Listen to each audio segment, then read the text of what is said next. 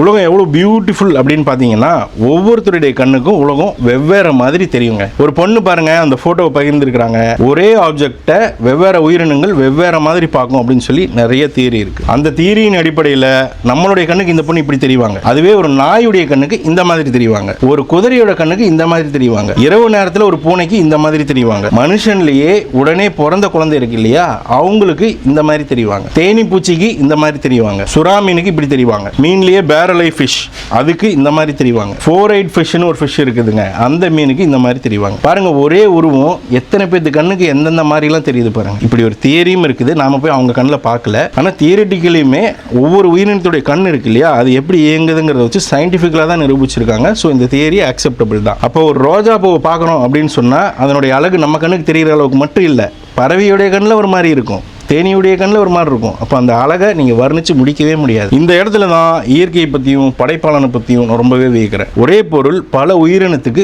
வெவ்வேறு மாதிரி தெரியுது, அந்த அளவுக்கு உலகம் அழகானதுங்க. ஒவ்வொரு பார்வையும் மாற்றி பார்க்க பார்க்க ஒவ்வொரு வருஷன் ஆஃப் அழகு தெரிஞ்சிட்டே இருக்கும். நன்றிங்க.